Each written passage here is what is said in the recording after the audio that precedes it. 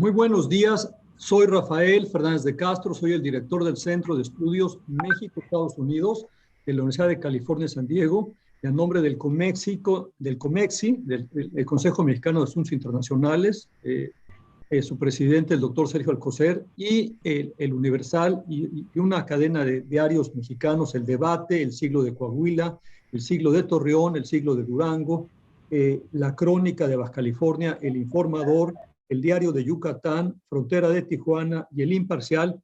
Les damos la más cordial bienvenida a este webinar justo sobre un tema de mucha actualidad, que es justamente no solamente si podemos construir y fabricar semiconductores en México, sino lo que está pasando en Washington, las últimas dos leyes que ha logrado pasar el presidente Biden, el acta de los chips o de los semiconductores, lo mismo que la acta de reducción de la inflación o la ley de reducción de la inflación, crean realmente algo pues insólito muchas veces en Estados Unidos, que es una política industrial. Pues la idea es que platiquemos aquí con Sergio Gómez Lora, con Juan Carlos Baker y con Mónica Duhem, justamente qué implicaciones tiene esa nueva política industrial de Washington hacia México, hacia la relocalización de cadenas productivas, hacia la inversión en México. Por un lado, pueden ser posibilidades interesantes, por otro lado pueden ser también riesgos importantes. Así es que para eso tenemos estos tres invitados de lujo. Adelante, Sergio Alcocer, si quieres presentar a los invitados. Muchas gracias, Rafael, y muy buenos días tengan todos ustedes. Y para mí es un placer dar la bienvenida a la doctora Mónica Duhem, quien es economista, maestra en Economía y Filosofía por la London School of Economics, así como también doctora en Ciencias Políticas y Sociales de la Universidad Iberoamericana. La doctora Duhem tiene una larga trayectoria en la industria de servicios y tecnología de la información y ha trabajado para el mundo digital, facilitando la solución de problemas. En su experiencia laboral ha colaborado con diversos gobiernos, en organizaciones de la sociedad civil, en el sector empresarial, y actualmente es la titular de la Unidad de Inteligencia Económica Global de la Secretaría de Economía. Muchas gracias, doctora, por acompañarnos, por la confianza de estar con nosotros. Igualmente doy la bienvenida a un integrante del COMEXI, es Juan Carlos Baker, quien con 22 años de experiencia profesional en el sector público es un experto negociador comercial, reconocido a nivel mundial en temas de comercio internacional, integración económica interregional y las relaciones exteriores. Fue subsecretario de Comercio Exterior y pues, dirigió la agenda comercial de México en varios complejos procesos de negociación, entre ellos el Tratado de Libre Comercio de México con Estados Unidos y Canadá, que es parte del tema que nos ocupa el día de hoy. Actualmente está haciendo estudios de doctorado tras haber hecho sus estudios de maestría en Economía Política en la Universidad de Warwick, en Inglaterra. Muy bienvenido, Juan Carlos, una vez más aquí con nosotros. Y me da mucho gusto igualmente dar la bienvenida a Sergio Gómez Lora, quien durante 13 años formó parte del equipo de negociaciones comerciales internacionales de México, fue consejero comercial para la Oficina Mexicana del Tratado de Libre Comercio América del Norte en Ottawa, en Canadá. Igualmente participó en las negociaciones del Tratado de Libre Comercio entre México y la Unión Europea en el año de 2018. Él trabaja en la firma ICOM, es una firma especializada en servicios de asesoría estratégica en materia de comercio internacional, y actualmente dirige la oficina de la representación del Consejo Coordinador Empresarial de México en Washington. Muy bienvenido, Sergio, muchísimas gracias. Y bueno, pues creo que nos ocupa un tema trascendente, que es la oportunidad de México, me parece, de dar un brinco a la economía digital, al futuro de la economía que está basada, entre otras cosas, en los semiconductores. Pues adelante, Rafael. Gracias, Sergio. Si te parece, empezamos contigo, Sergio Gómez Lora. ¿Qué está pasando en Washington? ¿Es realmente una política industrial? ¿Cómo ves estas dos leyes? ¿Cómo ves el ambiente? ¿Cómo ves, digamos, que esta ley para reducir la inflación, que da muchos subsidios en temas energéticos a empresas estadounidenses? ¿Hay una política de alguna manera, digamos, interna y también una política norteamericana, porque en el tema, por ejemplo, de vehículos eléctricos sí se habla de América del Norte. ¿Cómo ven las cosas el representante allá del Consejo Coordinador Empresarial? Sergio, si quieres empezamos contigo. Adelante, por favor. Gracias, Rafael, y muchísimas gracias, Tocayo, por la invitación. Saludo también a Mónica y a Juan Carlos. Un placer estar con ustedes en esta discusión. Con mucho gusto, Rafael, mira, traje un par de láminas para guiar la discusión. Yo lo que les diría es que desde el primer día de la administración de Biden, el tema de las cadenas de suministro ha sido una prioridad. Vámonos, por favor, Maricel, directo a... Sí, entonces, unos días después de tomar posesión, es decir, en febrero de 2021, el presidente Biden ya estaba tomando acciones en este tema. ¿Por qué? Bueno, pues por el tema de la competencia con China.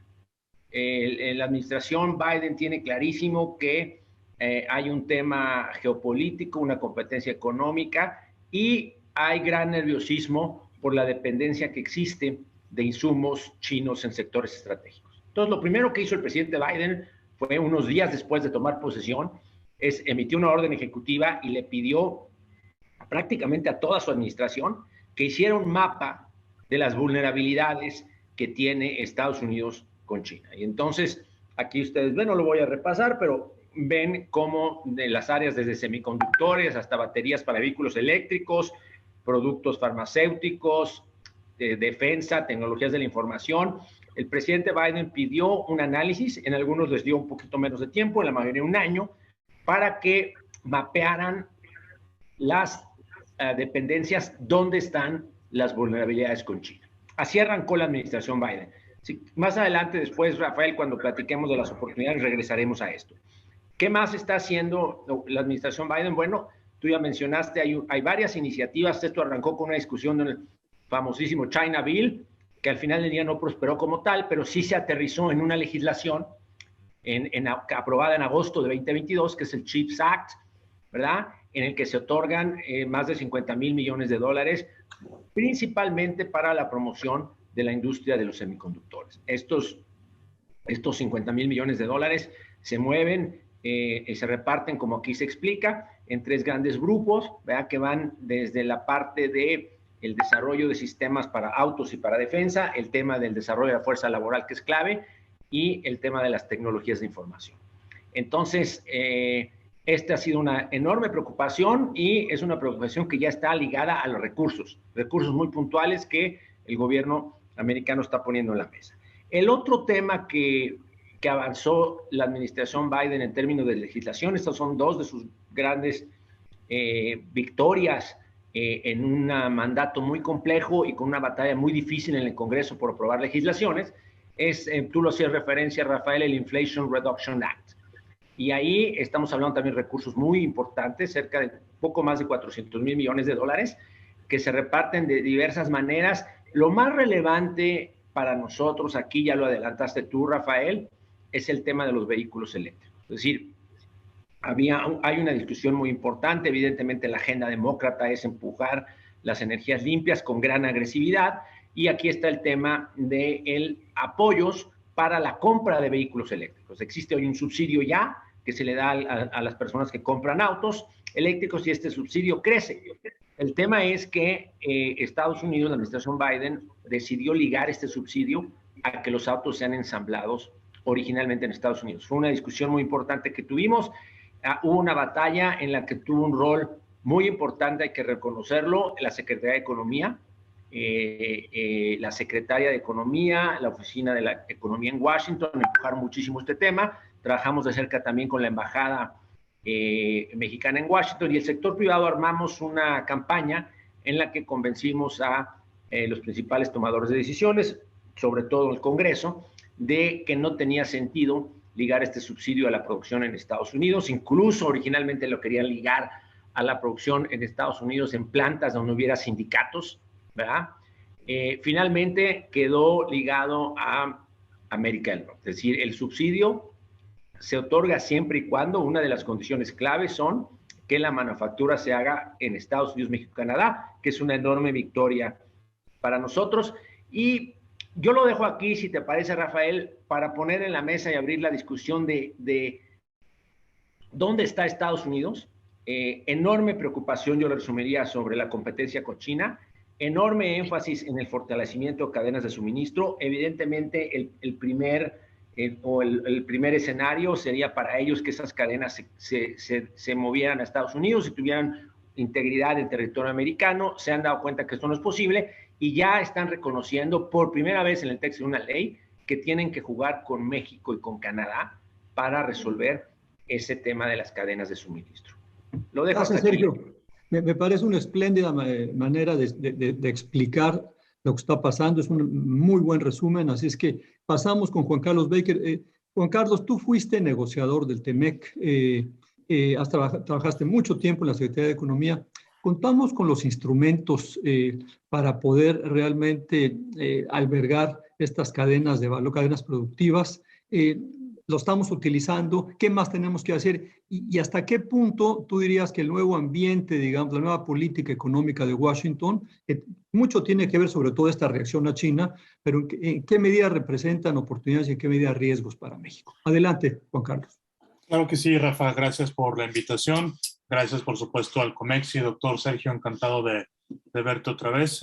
COMEXI ha sido mi casa desde hace muchos, muchos años, incluso desde el programa Joven, cuando yo todavía era joven. Y bueno, aquí seguimos, ¿no? Entonces, pues gracias por invitarme. Sergio, Mónica, un placer como siempre. A ver, mira, yo me di un paso más atrás, doctor. A ver, creo que lo que estamos viendo, o la irrupción de este tema de semiconductores y todas las implicaciones que tiene, creo que es un cambio sistémico en muchas dimensiones, ¿sí? O sea, primero, no me queda la menor duda que toda esta nueva dinámica obviamente está relacionada con la tecnología, obviamente está relacionada con las actividades económicas del futuro, lo cual nos lleva al desarrollo, creación de empleos y otra serie de cosas, pero te diría que incluso este tema tiene la capacidad o el potencial hasta de partir el mundo por cuestiones geopolíticas, ¿no? Y vemos que muchas de las decisiones que se están tomando y el dinero con el cual se están también apoyando esas decisiones, pues va en ese sentido. Entonces es muy relevante lo que estamos conversando y es muy relevante también el papel que México puede jugar en estas dinámicas que estoy seguro abundaremos en unos instantes. Ahora, pasando concretamente a tu pregunta, ¿puede México insertarse en estas cadenas? La respuesta fácil es que sí, pero tres caveats o tres señalamientos ahí previos. Uno, no va a ser de manera orgánica. O sea, sí tenemos que darnos cuenta que hay una serie de condiciones que las empresas de esta industria están buscando y que necesitan para poder decidir en dónde van a instalarse. Dos, cuando decimos que si estamos listos para participar, yo creo que tenemos también que llevar esa pregunta a cuál es el segmento de la cadena en el cual vamos a participar. Porque evidentemente cuando hablamos de la industria de los semiconductores, pues esa es una sobresimplificación. Hay muchas actividades, hay muchos pasos dentro de esa misma cadena que van desde el diseño, la parte de ingeniería, la parte de innovación, hasta pues literalmente la parte en donde los empaquetan y los ponen en una cajita. Entonces, creo que dentro de esa cadena, sin duda hay que decidir en dónde podemos, con qué podemos, y bueno, también cuál tendría que ser la aspiración legítima y genuina, creo, ¿no? de México para posicionarnos, ¿no?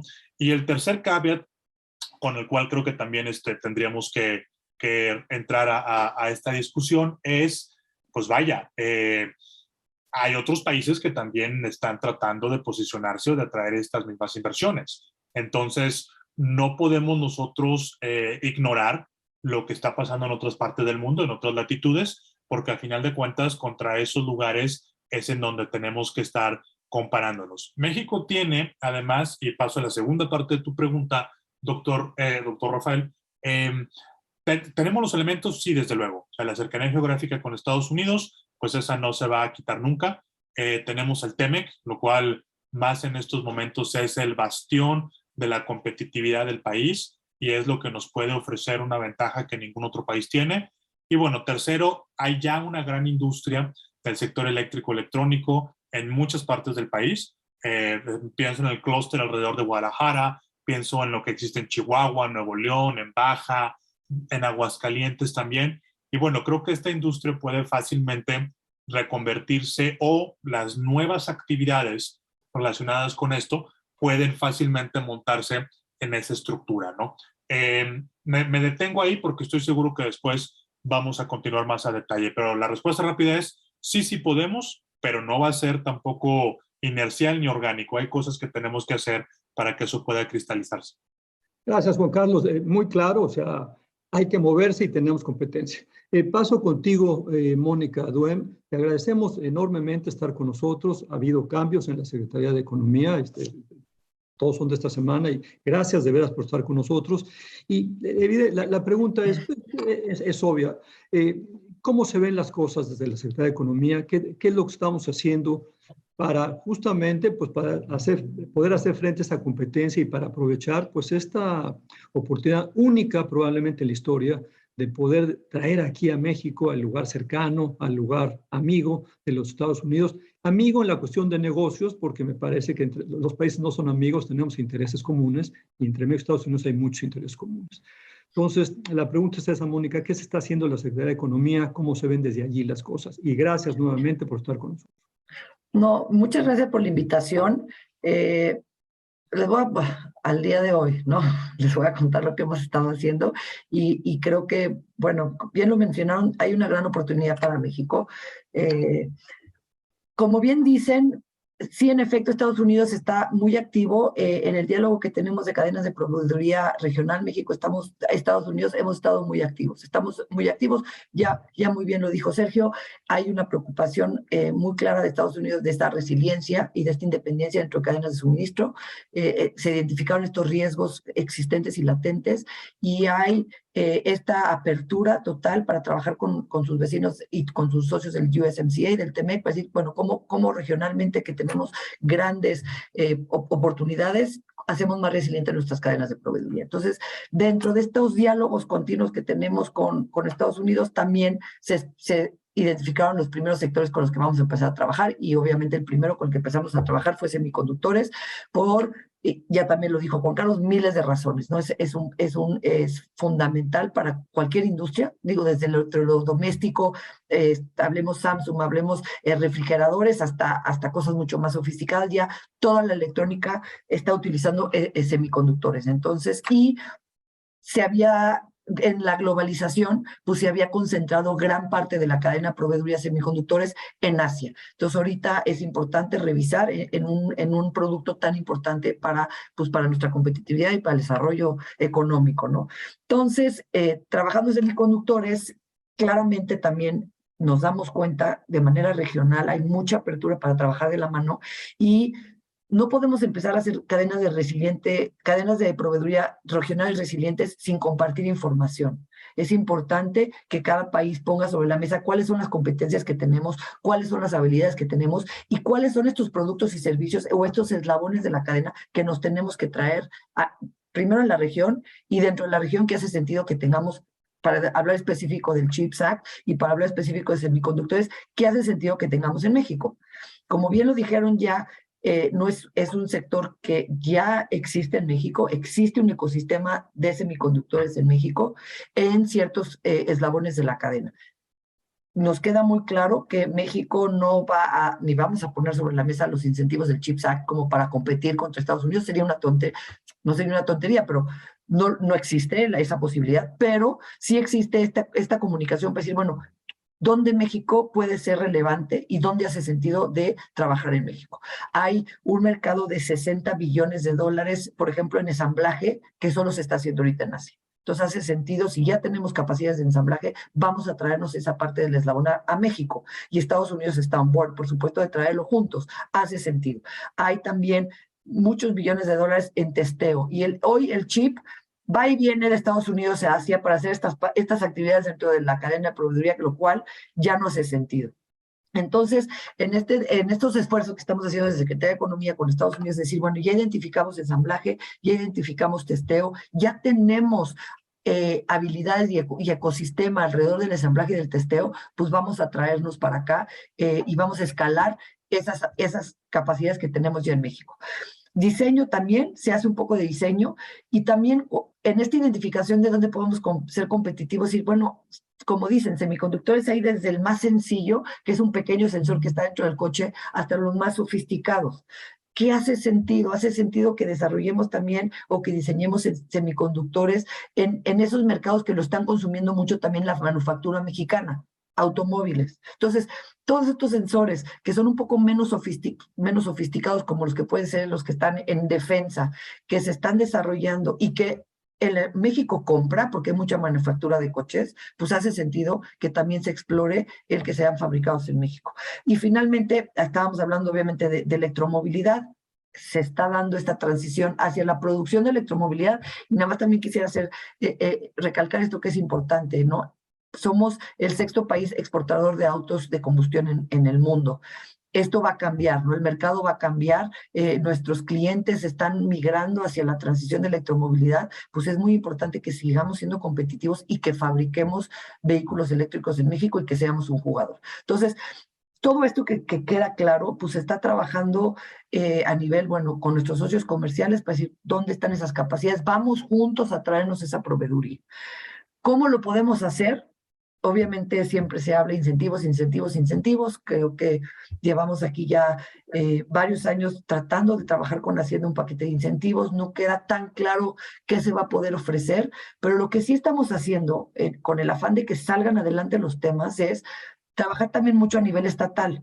Estos estados donde ya tienen estas capacidades, que se habló Jalisco, se habló Chihuahua, se habla Baja California, donde ya tienen ecosistemas semiconductores, a nivel estatal sí se puede crear un paquete de incentivos interesante. Ellos tienen ahorita más independencia en ese sentido para poder poner sobre la mesa incentivos y atraernos esa cadena de proveeduría. Entonces, por un lado estamos trabajando de la mano con los estados. De hecho, tenemos roadshows con las asociaciones de semiconductores a nivel mundial y Estados Unidos, de los estados donde hay capacidades, para que presenten el estado, para que presenten cuáles son estos incentivos que podrían poner sobre la mesa con el afán de traernos esa proveeduría. Entonces, eso ya está sucediendo, lo cual creo que es buenísimo, porque no nos detuvimos a decir, bueno, no nos están dando ahorita incentivos a nivel federal, pero no importa, ¿cómo podemos empezar a detonar este crecimiento, ¿no? Entonces, eso ya se está dando con la Embajada de México en Estados Unidos, con nuestros representantes en Washington, se están dando estas reuniones y ya los estados están, digamos, de alguna manera presentando sus capacidades. Y por otro lado también perdón. Adelante, Mónica, acaba. Ya nada más, por otro lado también otro tema que estamos impulsando es la creación de capacidades, y eso es hoy México y en el mundo, ¿no? Se cree que el déficit de especialistas en el sector de semiconductores solamente para Norteamérica se espera que en los próximos años sea un déficit de 80,000 técnicos, ingenieros especializados en semiconductores. Entonces, lo que estamos trabajando junto a SEMI, que es esta Organización Mundial de Semiconductores, es cómo creamos en México la Academia Mexicana de Semiconductores, que es una red de universidades para asegurar también la creación de capacidades y el flujo de ingenieros técnicos del sector que va a requerir la industria en México y en el mundo, ¿no? Sacamos la mano aquí en la Universidad de California en San Diego. Esos temas nos interesan mucho y ahí tenemos una gran fortaleza. Sergio, hay algunas preguntas ahí. Ya Mónica afortunadamente contestó la primera pregunta. No sé si las quieras mencionar. Les quiero insistir a todos que ahí está el botón de Q&A. Hagan sus preguntas y ya sé que Sergio Gómez Lora tiene ideas de a dónde ir, dónde están las oportunidades en México. Pero adelante, Sergio Alcocer, si quieres leer alguna pregunta. Sí, cómo no, gracias. Yo quisiera hacer una reflexión inicialmente. Yo creo que esta es una oportunidad de oro que tiene México para establecer una verdadera política industrial, cuando menos en un tema. Cuando el Tratado de Libre Comercio América del Norte se desarrolló a partir de la industria automotriz, realmente no fue resultado de una política industrial de México, fue resultado de la implantación de una política industrial de Estados Unidos, que vio que las oportunidades que daba el Tratado de Libre Comercio de América del Norte para fabricar automóviles. Y México se subió y con mucho éxito. Sin embargo, creo que en esta ocasión, creo que lo que nos indica Mónica es que hay un verdadero interés en establecer una política industrial alrededor de semiconductores. Y celebro que se esté pensando no únicamente en la fabricación de los semiconductores o el testeo, en fin, las diferentes etapas, sino también en la formación de recursos humanos, de especialistas en estos temas de una manera integral. Esto implica que haya una planeación, que haya una política industrial alrededor de este tema, y creo que así lo merece. No hay otra manera en que México se pueda realmente aprovechar de esta oportunidad. Creo que no debemos de limitarnos, en mi opinión, al tema exclusivamente de lo sencillo que podemos hacer ahorita. Creo que sí debemos aspirar a muchos otros temas más complejos, como podemos pensar en la computación cuántica y otras cosas más complejas que derivan de una industria que es el futuro de la humanidad. Creo que esta es la gran oportunidad para que México cambie en su aspecto económico y no debemos de perderlo. Y perdón que intervenga con esta posición personal, pero sí quería señalarlo por lo que para mí en lo personal representa. Y la pregunta que nos plantea Julián Pedrosa tiene que ver, él trabaja en una empresa, Flexpertech, con más de 30 años como proveedor de la industria de semiconductores, y piensa que él señala que hay una posibilidad muy grande de ser partícipe en la cadena de valor de los procesos de manufactura. Y entonces la pregunta que hace es, ¿qué se requieren él y con Miguel Ángel López Castillo para que las empresas de semiconductores en México puedan aprovechar a especialistas que son formados en diferentes universidades de nuestro país en términos de diseño, simulación, caracterización de materiales? Y yo añadiría, ¿cuál es la política que piensa la Secretaría de Economía implantar con el CONACYT sobre estos temas de formación de capacidades, de desarrollo de tecnología, que requieren cantidades de recursos importantes en términos económicos, pero requieren, insisto, una política detrás? Adelante, no sé si hay. Adelante, doctor. Adelante, Sergio. Sergio Gómez Lora. Sí, muchas gracias. Bueno, lo primero que me gustaría mencionar es que nosotros hemos seguido el trabajo que ha hecho la Secretaría de Economía con las autoridades americanas en semiconductores y lo aplaudimos muchísimo. Yo creo que están avanzando con pasos firmes, concretos, aterrizando las oportunidades, sentando a la mesa a los jugadores. Ya se hizo el trabajo que comentaba Juan Carlos, está claro los segmentos donde hay oportunidad y eso se está haciendo. Entonces, lo aplaudimos muchísimo y dado que eso está sucediendo, nosotros lo que nos hemos dado la tarea como sector privado mexicano y trabajando aquí en Washington es ver en dónde más podemos avanzar. Y quisiera compartirles algunas ideas que muy recientemente compartimos con las autoridades americanas y mexicanas a través del High Level Economic Dialogue. Vamos a tener que trabajar esto más, ya nos cambiaron las gentes. Mónica, espero que tengamos la oportunidad de platicar esto contigo en cuando tú estés disponible, pero básicamente lo que hicimos fueron dos cosas, y si me ayudas, Maricel, por favor, con el resumen. Partimos de los 10 estudios que hizo la Casa Blanca. Dijimos, ahí ya nos dijo Estados Unidos dónde tiene una preocupación. Entonces, revisando esos 10 estudios, encontramos que hay cuando menos 50 cadenas de suministro en las que Estados Unidos dijo, tengo una vulnerabilidad. Entonces, la tarea a la que nosotros nos dimos es, de esas 50 cadenas de suministro, entender dónde México tiene una oportunidad.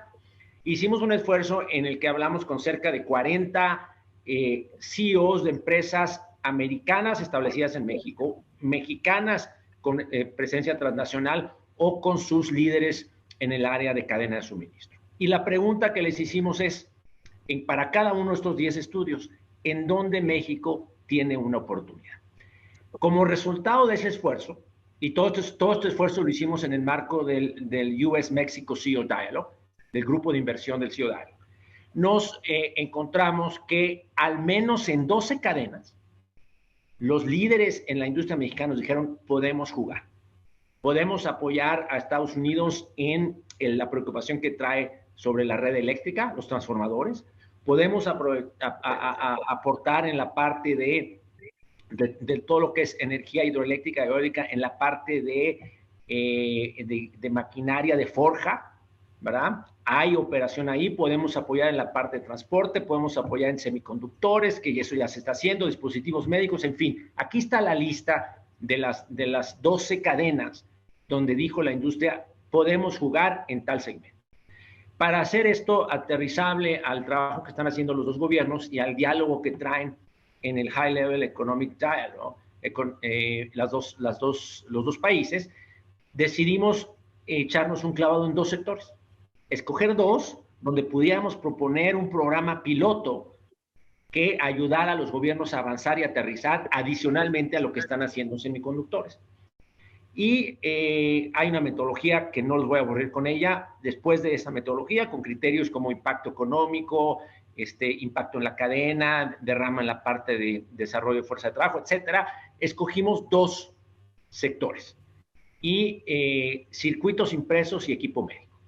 Y preparamos dos programas piloto que tampoco los aburro con los detalles, pero me parece a mí que el tema central aquí es que los principales jugadores en estas dos industrias, los grandes importadores de insumos en México, ¿verdad? O los exportadores de Estados Unidos de equipo médico se sentaron con nosotros y nos ayudaron a armar un programa piloto, en el que, en el caso de circuitos impresos, apoyándonos del esfuerzo que hay en CHIPS Act y entendiendo que es parte de la cadena más amplia de los semiconductores, entendimos que hay una posibilidad para que México juegue, por lo menos en un inicio, en los circuitos más sencillos para plantearnos la manufactura del componentes o bien de la tarjeta del circuito impreso en México. Este es un trabajo que tendría que depender mucho en atracción de inversión, principalmente inversión de Taiwán. La Asociación de Circuitos Impresos de Taiwán está muy interesada en trabajar en México.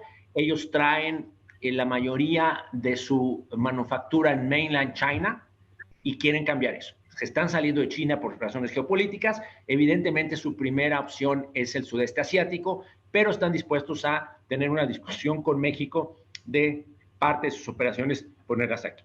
Y el otro es el equipo médico con empresas líderes en el sector como GE y 3M. Ellos nos han ofrecido y nos han sentado con sus principales proveedores y nos están poniendo en la mesa oportunidad de avanzar en dos sectores. Por un lado, en desarrollar algunos proveedores establecidos en México que no han podido dar el brinco para ser un proveedor mayor, y dos, en ellos mismos invitar a sus proveedores extranjeros a venir a México y a sentarse en la mesa con las autoridades mexicanas y con nosotros para explorar la posibilidad de avanzar un paso más en la manufactura en México, porque la gran cantidad de lo que tenemos en México en equipo médico tiene que ver con ensamble y muchos insumos vienen de fuera. Entonces, lo dejo aquí, Rafael, pero lo que quería poner en la mesa es que se está avanzando muy bien en semiconductores, hay otras áreas donde se puede avanzar y el sector privado está puesto para trabajar de la mano del gobierno e ir caminando en el aterrizaje de estas oportunidades. Gracias, Sergio. ¿Cuál es tu opinión al respecto, Juan? ¿Podemos hacer más, Juan Carlos? Hay mucha competencia, Vietnam está puesto, Tailandia está puesta. ¿Qué más podemos hacer? A ver, sí, claro que podemos hacer más. O sea, me parece que también parte de todo esto es una industria que cambia muy rápido. Entonces, lo que hicimos el año pasado o hace 2 años o hace 3 meses, pues no necesariamente nos va a garantizar que lleguen las inversiones. Entonces, en ese sentido, sí veo esto como un proceso muy permanente para ofrecer las condiciones. Por aquí ahorita rápidamente estaba viendo en el chat algunas de las contribuciones, gracias a todos por ellas, y veo que hay cosas de incentivos. Bueno, Mónica ya nos habló de eso. Veo que también hay algunas cosas de propiedad intelectual. Ese es un tema bien importante. Yo creo que el tema de propiedad intelectual en México, o sea, la ley es una ley fuerte. El capítulo también de protección de propiedad intelectual del TEMEC es un capítulo que tiene también disposiciones sin duda muy fuertes. Faltan por ahí algunas cosas de legislar hacia el 2023, 2024, pero sobre todo tienen que ver con cosas farmacéuticas. Entonces no creo que esto camine para acá. ¿Qué es lo que yo creo que podemos hacer adicional o cómo podremos complementar todo esto que ya se está haciendo? Bueno, primero, desde luego entender para dónde van los grandes patrones de consumo de todo esto. O sea, el trabajo que menciona Sergio de literalmente ir a preguntarle a las personas qué necesitan, me parece que es fundamental. Pero hay también una parte de inteligencia que se puede hacer a partir del análisis de los datos. Por ejemplo, México actualmente en ciertos componentes importantes para la cadena, ya sea, por ejemplo, diodos, lo que viene estando en la fracción 85-41, perdón que sea tan técnico, pero bueno, hay como diversos elementos en los cuales México ya rankea en el top 10, top 15 de exportadores, pero hay países que exportan más que nosotros. Bueno, pues hay que ver por qué ellos están exportando más que nosotros, hay que ver si tienen algún tipo de material o algún tipo de insumo que nosotros no tenemos y eso hace que sean naturalmente mayores exportadores. Bueno, ok, o es a lo mejor algún tipo de política más relacionada con el desarrollo de recursos humanos, o cuáles son las cosas que otras latitudes están haciendo en donde nosotros a lo mejor todavía podemos desarrollar más. Y esa es una información estadística que está ahí. Es una información que se puede también generar a partir de minería y que de minería de datos me refiero, y que, bueno, evidentemente se cuenta con el gran, bueno, con gente que sin duda está muy capacitada para hacer eso. Gracias, Juan Carlos Baker. Sergio Alcocer, antes de pasarle la palabra a Mónica Duhem, hay algunas ahí intervenciones interesantes en el chat. ¿Quieres compartir alguna con todo el público? Muy interesante, Fernando de Mateo, que comenta ante la enorme reducción de semiconductores producto de la pandemia, y ahora puede haber pregunta si no hay un riesgo de exceso de oferta de chips en el mundo en el corto plazo, con lo que implica que México le esté apostando a un eslabón equivocado en la manufactura de semiconductores. Esa es la pregunta que se hace. Y otra pregunta que hay, que pues es una pregunta obvia que subyace en esto y que yo entiendo que no está fácil de resolver, es, ante los cambios de la Secretaría de Economía, ¿qué tanto puede cambiar lo que hemos estado comentando aquí en los próximos días y semanas? Esa no la tienes que contestar tú, Mónica, no, no te preocupes. Es muy política esa pregunta. No, bueno, pues existe la pregunta hecha. Pero ahí está la pregunta, tienes toda la razón, Sergio. Y también del Facebook de la Universidad nos preguntan en qué otra área, aparte de semiconductores, se puede invertir en México. Ya Sergio había dicho, digamos, equipo médico, pero no sé si quieras. Mónica, ¿cómo ves las cosas? ¿Qué más podemos hacer? Y yo te tengo una pregunta también. Desde las universidades, desde los centros de pensamiento, desde los think tanks como Comexi, ¿qué podemos hacer con ustedes? Es un momento clave para México, es un momento clave para América del Norte. Sí, estamos asistiendo, yo diría, al final de la Pax Americana, es decir, todas esas instituciones de la post-Segunda Guerra Mundial están cambiando.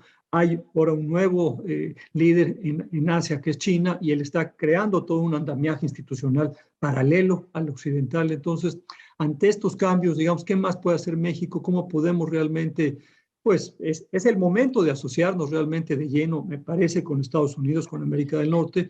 Y hay también temas fascinantes geopolíticos, porque el hecho que Taiwán, Sergio Gómez Lora, esté dispuesto a invertir en México, pues evidentemente Beijing no lo va a ver con muy buenos ojos. Hay temas muy fascinantes aquí. Adelante, Mónica.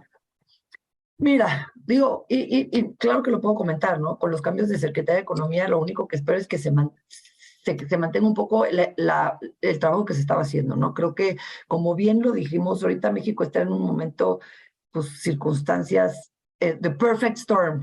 ¿Por qué? Porque estamos tenemos el vecino correcto, porque están viendo los incentivos interesantes, porque China, y no solo China, la producción en Asia creó disrupciones en las cadenas de suministro. Entonces, ya quitando la parte política de que si nos llevamos bien o no con China, es un hecho que quieren ya las empresas asiáticas estar más cerca de sus clientes. Y nada más un paréntesis, en la unidad que llevo en la Secretaría, hacemos la estadística de inversión extranjera directa. Estoy recibiendo constantemente empresas asiáticas, no solo de semiconductores, que quieren estar más cerca de su cliente, ¿no? Textiles, cuyos grandes clientes están en Estados Unidos, pues quieren estar más cerca, manufacturar más cerca de sus clientes, porque les está costando muy caro depender de una fábrica que está muy lejos de un cliente, que es el USMCA. Entonces, esa es una situación que, independientemente de política o no política, pues México está recibiendo de la nada, ¿no? Empresas que dicen, tengo que estar más cerca de mis clientes. Casi que en este panorama, nuestra competencia ya no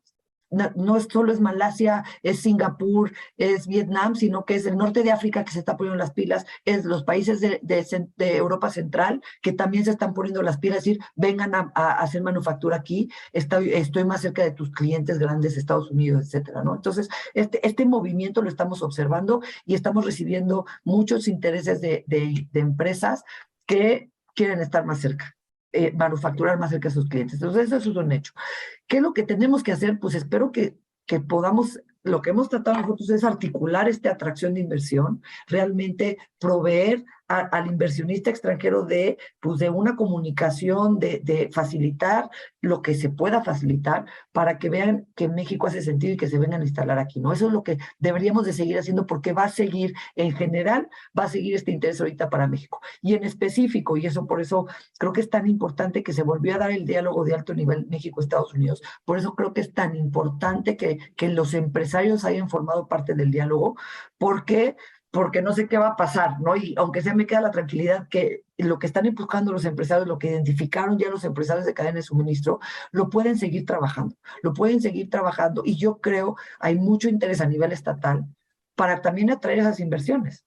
Entonces, podemos seguir haciendo el mismo esfuerzo, ya sea que espero que se mantenga esta como coordinación y este esfuerzo coordinado para identificar mercados potenciales, para identificar mercados críticos y para traer esas inversiones a México. Digo, teníamos ya, estábamos organizando un viaje tanto a Taiwán como a Corea con la industria para ir por estas empresas que ya vimos, identificamos que queríamos traer, ¿no? Entonces ya estaba, eso se estaba gestando, se está trabajando y yo creo que, digo, que se sigan esos esfuerzos, ¿no? Ideal, en el mundo ideal, pues obviamente también se pone sobre la mesa otros tipos de incentivos.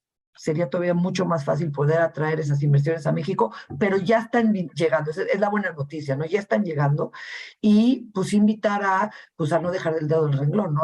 Por eso es un buen momento para México, tenemos que aprovechar y se tiene que trabajar tanto a nivel estatal, si se ve que Caribe Federal no hay mucha luz, a nivel estatal creo que se puede trabajar muy bien ahorita para la atracción de esas inversiones y a nivel de creación de capacidades, hablabas de la academia, se va a seguir desarrollando el proyecto de semiconductores, se requieren, dices, va a haber exceso de chips, no va a haber exceso de chips, porque todos, en esta transición digital, todos estamos utilizando chips. Tal vez le apostemos al chip erróneo, pero de que va a haber chips, ¿no? Entonces, no importa que le apueste el chip erróneo, porque las capacidades para desarrollarlo ya van a estar en México. Entonces, pivotear de un tipo de chip a otro, pues es más fácil que no tener nada, ¿no? Entonces, eso estoy segura que no nos va a pasar.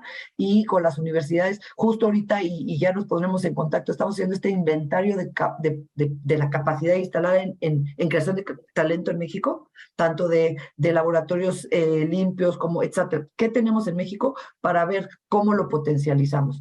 Porque otra cosa, y con esto cerraría, dinero hay, o sea, hay organismos de cooperación, los propios Estados Unidos tiene dinero para invertirle a México para creación de capacidades, a dinero hay, nada más tenemos que tener muy buen proyecto, muy bien estructurado, y creo que la implementación y el financiamiento para implementarlo con las universidades, por ejemplo, para talento, no va a ser difícil. Bueno, siguiendo el tema del talento, Mónica, y una pregunta para todos ustedes, que hace un asistente anónimo, dice que pareciera que el principal beneficiario de este esfuerzo puede ser el norte de México, con sus capacidades instaladas. ¿Cómo podría beneficiarse también el sur de México, que tiene menores capacidades en diferentes aspectos, y en términos de infraestructura, términos de formación, de capacidades de formación, de investigación, etcétera?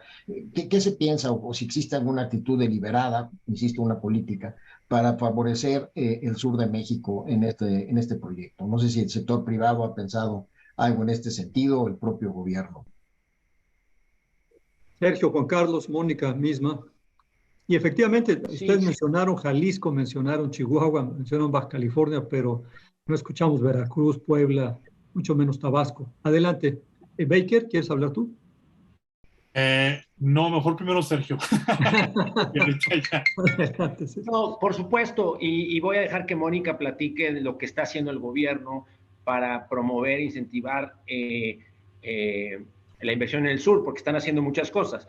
Yo lo que diría, desde el sector privado mexicano nos queda clarísimo que tenemos que hacer un trabajo muy importante para reducir la brecha entre estos dos Méxicos, el del norte y el del sur. Y hay varias maneras de hacerlo. Una que se ha hecho, pero que yo creo que hay mucho que hacer todavía, es en el desarrollo de talento. Estamos viendo por primera vez en México, y yo estoy ahora, por eso me ven de corbata en viernes, estoy participando en el Congreso Nacional de INDEX, la industria maquiladora, y lo estamos viendo con ellos, que es el mejor ejemplo de la industria en el norte del país, que hay un tema de mano de obra. En México, por primera vez, estamos teniendo una escasez de mano de obra calificada y medianamente calificada. Están teniendo retos, incluso me decían en Ciudad Juárez, necesitamos 35,000 empleos, están ahí, pero los jóvenes no quieren trabajar, están recibiendo algo de dinero del gobierno, están todavía en casa de sus padres y no se vienen a trabajar, necesitamos talento. Entonces, yo creo que el primer esfuerzo que se puede hacer para avanzar en el corto plazo es el desarrollo de talento en el sur. Aunque ese talento migre al norte, finalmente ese talento tendrá una derrama económica para el sur. Entonces, en el inmediato plazo, yo sí creo que habría que hacer un esfuerzo muy importante en que el desarrollo de talento se enfoque en buena medida en el sur del país.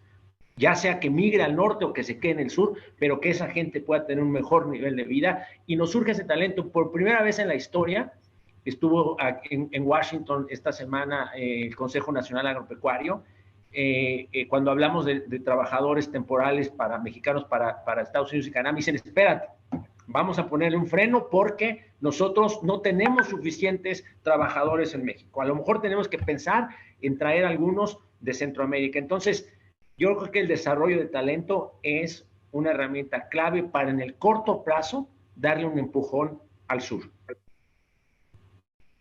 Gracias, Sergio. Maker. A ver, yo comparto el objetivo y la responsabilidad que tenemos todos en promover más desarrollo en el sur. Creo que en esa parte está el diagnóstico, existe desde hace mucho tiempo y las necesidades, bueno, nos gritan todos los días en la cara lo importante que es trabajar allá. Yo no sé si efectivamente esta es una industria que pueda desarrollarse de manera pronto en el sur. Y no es porque sean semiconductores, simplemente veamos también cuál ha sido la historia en otras industrias importantes para el país. La parte de la parte automotriz, desde luego, lo primero que se nos ocurre, la parte aeronáutica, o sea, muchas de las industrias que efectivamente son modernas, que atienden productos muy modernos en nuestro país y que están vinculados a esos grandes mercados y que han sabido sortear con mayor éxito la pandemia, pues vaya, muchas de ellas están en los lugares que están pues, por razones más estructurales, desde infraestructura, Estado de Derecho a nivel local, mano de obra, etcétera. Entonces, yo creo que aquí más bien volteo la pregunta. Olvidémonos de la parte de semiconductores. Si esto puede ser un incentivo, pues con gusto creo que hay que considerarlo. Pero a mí me parece que el tema en el sur-sureste del país, pues es mucho más grande que esta industria. Y los problemas que se tienen que atender, pues son mucho más sistémicos. Si los arreglamos, por supuesto que la industria de semiconductores puede encontrar oportunidades. Pero me parece que el orden de los factores aquí sí altera el producto. Hay que arreglar primero todo y eso naturalmente nos va a hacer atractivos. No pensar que esta industria por sí mismo va a llegar o podría llegar y va a solucionar cosas que pues francamente no hemos podido resolver en mucho tiempo, ¿no? Mónica, un comentario. Sí, digo, nada más lo que hemos estado haciendo, y bien ya lo decía Sergio, sí, obviamente que es primero el huevo o la gallina, ¿no? Si no tengo ingenieros en el sur, pues, difícilmente vemos que este tipo de manufactura más sofisticada se vaya a instalar al sur. Lo que sí hicimos es, el secretario de Economía firmó un MOU con Intel, tienen un programa que se llama Inteligencia Artificial para Todos, AI for Youth, que ya, digamos, se detonó a raíz de ese MOU, un MOU con CONALEP, y ya llevan trabajando Intel con CONALEP la identificación de los maestros que tienen el perfil requerido para poder implementar este tipo de capacitaciones y de trayectos técnicos dentro del CONALEP. Y hay algunos estados del sur, Campeche, Yucatán, Quintana Roo, que tienen la capacidad instalada, digamos, para empezar a implementar ese tipo de programas, ¿no? Entonces, eso es bueno. Y creo que eso también es parte de lo que se tiene que empezar a apostar al sur, ¿no? A tener estas capacitaciones. Y cuando digo de inteligencia artificial, no forzosamente se tiene que utilizar para semiconductores, se puede utilizar para turismo, se puede utilizar para agroindustria, que hay mucho en el sur. Entonces, por un lado, eso se puso a disposición para poder empezar a impulsar la creación de capacidades en el sur que se requieren tanto. Por otro lado, bueno, como bien saben, está el proyecto de este sexenio, ¿no? Que es el famoso transísmico, donde ahí sí hay incentivos y hay incentivos interesantes para atraer industria, pero pues se va a requerir el desarrollo de mano de obra. Entonces, se está trabajando junto con las empresas, junto en este pitch de atracción de inversión al transísmico, pues se está trabajando con Intel y con otros aliados, con el Consejo, con LAMCHAM, que pusieron muchas capacitaciones disponibles, digamos, para que podamos empezar a trabajar el desarrollo de capacidades en el sur y podamos, pues, justo atraer más inversión, o como bien dijo Sergio, generar los ingenieros que se van a necesitar en el norte, porque sí es cierto que ya no tienen en el norte, ¿no? Entonces, eso va a ser interesante. Y finalmente, para el desarrollo del sur, estoy de acuerdo, perfectamente de acuerdo con Juan Carlos, que pues, tiene otros problemas un poco más complicados. Me contaban ahorita en Estados Unidos el Indian Act, que es la emulación un poco del CHIPS Act en la India, pues no está teniendo el efecto esperado porque hay muchos problemas sistémicos en la India que limitan la atracción de inversión. Entonces, creo que eso sí estoy de acuerdo que se tiene que trabajar. No, hace un comentario. El sureste tiene universidades de muy buena calidad. No hay que pensar que no las tiene. Lo sé, Yucatán es una gran universidad. La Universidad de Benito Juárez de Tabasco tiene cosas muy interesantes en términos de capacidad instalada. Y el sistema universitario de Oaxaca, que reúne más de 11,000 alumnos, tiene cosas también igualmente muy interesantes en laboratorios muy avanzados, mucho más avanzados incluso que lo que las universidades del norte o del centro pueden tener. Entonces, hay un espacio ahí que hay que voltear a ver. Y son estados, caso de Yucatán, que tienen una estabilidad política claramente reconocida. Entonces, yo no estoy tan seguro que no debamos de ver hacia el sur. Yo creo que hay que verlo de una manera distinta, pero si esperamos a que se resuelvan sus problemas de siglos, pues simplemente nunca van a salir de la situación en la que están. Yo creo que hay que tener una política distinta y hay que apostarle distinto a las capacidades y a las oportunidades a la gente. En fin, una opinión adicional. Hay aquí una pregunta que se hace sobre la cumbre de líderes de América del Norte, si se tiene previsto tratar este tema en la próxima cumbre, o sea, para incorporar a Canadá también en la ecuación y tener pues, una visión norteamericana del asunto. Sergio, y si te parece bien, estamos a 6 minutos del final. Sí. ¿Por qué no hacemos una última ronda con los tres? Y aparte de contestar esta pregunta, del Universal del Facebook nos hacen otra pregunta. ¿Cómo se puede fomentar un desarrollo de talentos en una reforma educativa integral y una reforma salarial? Yo les pediría a Sergio Gómez Lora, Juan Carlos Baker y Mónica Duam, si podemos, digamos, cerrar un último comentario de cada uno de ustedes. Y si nos dejan con probablemente 2 prioridades que ustedes pondrían sobre la mesa para asegurarnos que aprovechamos esta oportunidad de relocalizar y traer hacia nuestro país estas cadenas productivas. ¿Qué hacemos, Sergio? Y si quieres contestar alguna de las preguntas. Bien, sí, yo cerraría diciendo, y lo digo, nosotros tenemos la oportunidad ahora, hemos desarrollado un diálogo muy cercano con el liderazgo empresarial americano, lo estamos haciendo ahora también con los canadienses, y en las diferentes pláticas que hemos tenido con los CEOs de las empresas más grandes de estos países que tienen operaciones en todo el planeta, hay una coincidencia que es contundente. No hay una región en el planeta más atractiva para invertir hoy que América del Norte, por mucho. Sí, Europa está en medio de una crisis, en medio de una guerra, tienen un tema alimentario durísimo. Asia trae unos temas de estabilidad muy importantes, está el tema de China, está el tema de la pandemia. América del Norte es una región que trae una fortaleza impresionante en términos de la seguridad alimentaria, esa complementariedad que tenemos en la parte de alimentos. Vamos a resolver, estoy convencido, de las diferencias que hay en el tema energético y vamos a lograr también fortalecer la competitividad energética de la región. Es por mucho América del Norte donde las grandes empresas en el planeta hoy entienden que es el lugar para invertir. Entonces, ¿cómo aprovechamos esa oportunidad? Lo dijo Mónica, yo coincido, los sectores privados finalmente deciden y avanzan en estas cosas y esto va a avanzar. Es muy importante el rol del gobierno, yo creo, porque el rol del gobierno sí puede ser un acelerador de estos procesos. Estos procesos se van a llevar a cabo, pero el rol del gobierno es clave. Ojalá que el trabajo que se ha hecho en el gobierno en estos últimos años se le dé continuidad, es muy importante, y ojalá podamos ir de la mano con el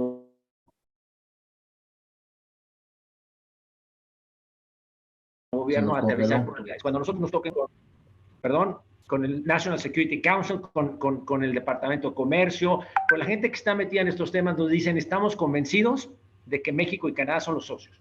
Lo que necesitamos ahora es las oportunidades específicas, los segmentos de la cadena, las acciones que tenemos que tomar para avanzar. Y es ahí donde tenemos que trabajar. Nuestra prioridad sería, como sector privado, seguir avanzando en este esfuerzo para mapear las oportunidades. Y segunda prioridad es que asegurarnos que lo hacemos de la mano del gobierno, que el gobierno está trabajando con nosotros y que de esta manera aceleramos el aterrizaje de estas oportunidades. Muchas gracias. Baker. Pues digo, poco que agregar a lo que está diciendo Sergio. O sea, me parece que efectivamente la oportunidad está ahí.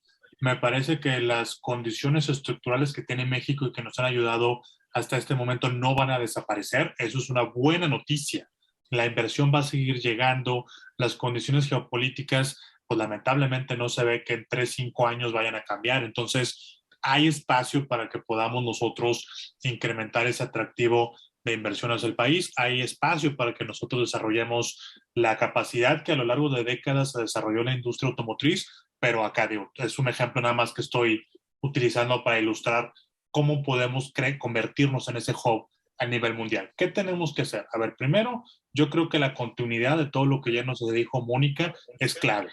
Si ahorita nosotros tratamos de pues encontrar o inventar el hilo negro nuevamente, pues eso no solamente puede dar al traste con lo que se está haciendo bien, sino que además pues va a hacer que perdamos un tiempo muy valioso, ¿correcto? Segundo, creo que también, pues sí, yo entiendo las presiones fiscales, yo entiendo la necesidad de encontrar la mejor manera de distribuir los recursos que existen, pero aquí es una inversión que efectivamente nos va a pagar con creces hacia el futuro. Entonces, sí pienso que tendría que hacerse un ejercicio muy serio de ver cuáles son los incentivos que pueden proveerse. Pocos, muchos, no lo sé, pero lo que está buscando allá afuera el mercado es una señal. Es la señal de que, así como Estados Unidos está respaldando su decisión con dinero, y o sea, racionalmente nadie puede esperar que pongamos la misma cantidad de dinero que pone Estados Unidos, pero sí se está esperando que, hombre, si esto es tan estratégico como pensamos todos, pues que haya efectivamente un respaldo con lo que México pueda dar. Y ahora en estos momentos no creo que eso esté tan claro, entendido por las empresas. No creo que las empresas lo tengan entendido de esa manera tan clara, ¿no? Y tercero, pues desde luego creo que tenemos que también mantener una relación de mucha cercanía con el gobierno de Estados Unidos. A final de cuentas, al menos en este instante, ellos son los que están poniendo todo el incentivo para que México se suba a esta plataforma y pues obviamente eso, desde luego, hay un entendimiento implícito que México es un socio estratégico de Estados Unidos y no hay que poner la importancia de esa sociedad estratégica en duda por otros temas. Gracias, Juan Carlos Baker. Mónica Duhem, y luego le paso la palabra al doctor Sergio Alcocer para que él cierre. Adelante, Mónica. Muchas gracias. Pues no, ojalá, yo me uno a lo que dicen, creo que ahorita es un momento histórico donde tenemos que estar academia, industria, gobierno, trabajando de la mano por los fines comunes. Creo que tenemos los fines súper alineados, los tres actores relevantes, entonces seguir trabajando de manera alineada y coordinada porque vamos a pegar con mucho más certeza y mucho más duro. Si bien ahorita coyunturalmente pues, reaccionamos a sectores estratégicos, a lo que donde está ahorita la demanda está bien, nada más sí me sumaría también a pensar un poco más a largo plazo, ¿no? Estas inversiones no van a seguir llegando si no tenemos tampoco una política clara de energía renovable, porque todo el mundo me lo está diciendo. Yo estoy en inversión extranjera, todas las grandes empresas multinacionales tienen unos targets de DG muy claros, y si bien ahorita México es muy atractivo, pues esto atractivo también hay que pensar un poco a largo plazo qué tenemos que empezar a construir ahorita para mantener nuestro atractivo a largo plazo, porque eso sí va a ser un factor importante. Entonces hay otras variables que hoy no se discuten, que se tienen que empezar a discutir hacia mediano y largo plazo si queremos seguir con esta buena inercia que creo que no puede traer más que desarrollo para el país y a todos nos conviene, ¿no? Adelante, doctor Alcocer. Y muchas gracias. Creo que los comentarios han quedado claros sobre la importancia que tiene este tema para México, para el futuro de México. Me parece que es una oportunidad que no podemos perder. Me alegra saber que el sector privado y el gobierno están trabajando de manera conjunta y así deberá de seguir siendo. Y yo espero que esto termine siendo una política pública, una política industrial que revise toda la cadena de valor desde la formación de recursos humanos, propiamente lo que tiene que ver con la fabricación de semiconductores, diseño, etcétera, y también lo que tiene que ver con la comercialización, infraestructura, todo lo que se requiere. Entonces, ojalá que esto se traduzca en una política pública que incluya, como mencionaba la doctora Duhem, el tema de la energía, de manera que tengamos una posición consistente frente a lo que se demanda a nivel internacional sobre este tema. Creo que ha sido un webinario de lo más interesante y un webinario donde pues estamos hablando del futuro inmediato para nuestros hijos, digamos, la importancia que tiene este tema. Muchísimas gracias a todos ustedes por la confianza, por la oportunidad, y doctora Duem, le deseamos, por supuesto, el mejor de los futuros y éxitos para usted y, por supuesto, para nuestro país. Muchas gracias. Muchas gracias nuevamente a nombre de la Universidad de California en San Diego y del COMEXI, y nos vemos dentro de un mes, el segundo viernes del mes de noviembre. Un abrazo para todos. Gracias, Mónica. Gracias, Sergio. Gracias, Erika. Gracias. Hasta luego.